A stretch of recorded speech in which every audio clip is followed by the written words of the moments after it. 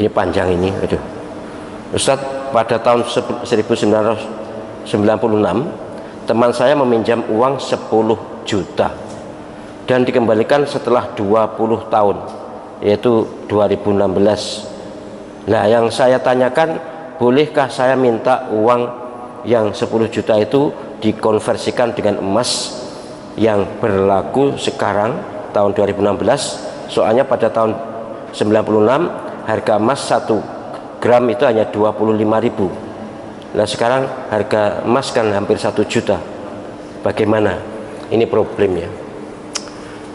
Kalau yang penjenengan tanya saya, umpama saya punya itu, ya sudahlah, wis gak apa-apa, wis cik gelem nyaur piro-piro bejo,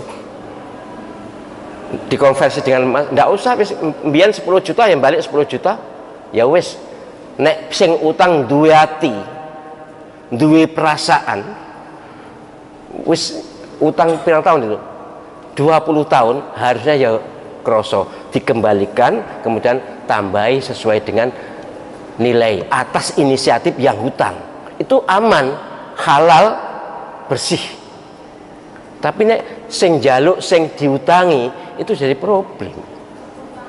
Karena utangnya 10 juta.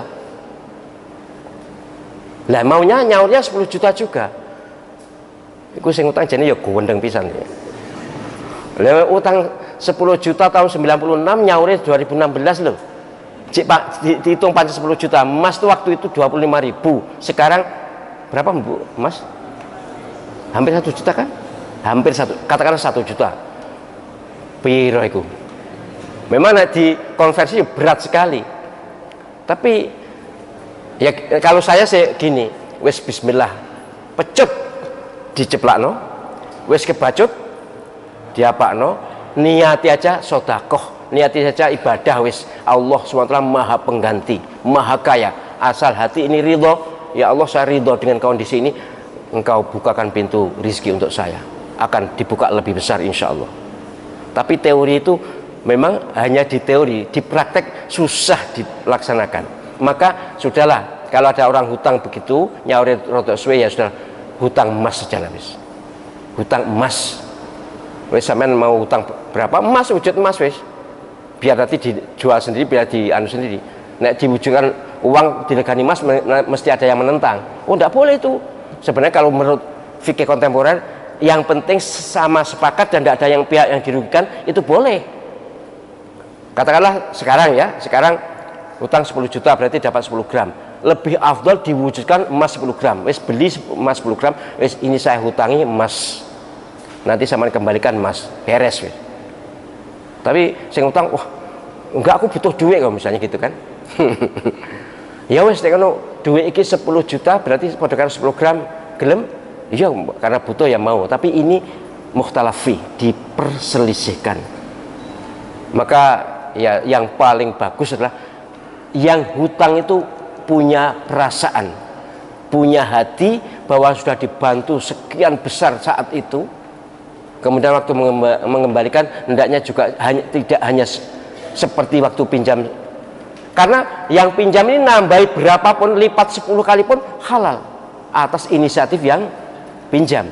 Tapi kalau yang dipinjami nambah dikit saja menjadi riba.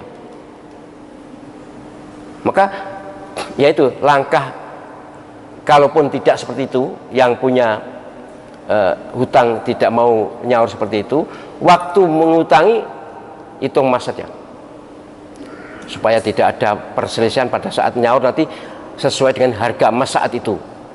Itu pun sesungguhnya ya, sesungguhnya yang diutangi rugi kok, karena tidak bisa menggunakan hartanya selama 20 tahun, tidak bisa menggunakan hartanya kan, wis rugi jane.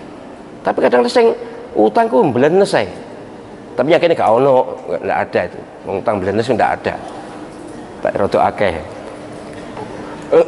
Jadi begitu ya, ini problem memang. Seperti ini memang termasuk yang menjadi problem bertetangga. Orang bertetangga itu harus menjaga kerukunan tetangga.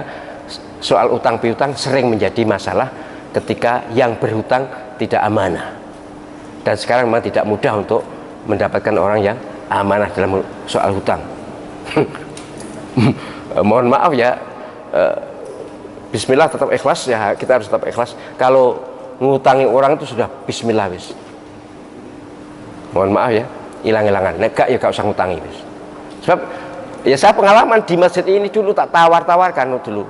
Ternyata gak ono sing balik kan. Untung saya tidak kena KPK. Waktu itu belum ada KPK kayaknya ya. Saya lupa. Yang jelas waktu saya menjadi pembantu dekan 3 mendapatkan uang hibah dari Pak Habibie sekian ratus juta, kemudian nganggur. Tak pikir timbang nganggur tak tawak-tawak nih jamaah. Lah saya tuh pikiran saya sempatnya aku ikhlas dan saya ndak dusta, ndak ambil. Ternyata itu akan bisa menjadi masalah jika diketahui oleh pemerintah. Maka kemudian saya ditarik lu ndak iso. Akhirnya nambeli ya, kemudian ya sebagian balik, sebagian wis wis ilang wonge, sak wonge sing ilang. Jadi wong utangku terus minggat. Wis ngalih sapa gelem goleki. Hanya waspadalah bahwa orang hutang itu wajib nyaur. Kalau enggak di dunia maka di akhirat akan diganti dengan amal kita, akan ditukar dengan amal kita. Itu sangat berbahaya.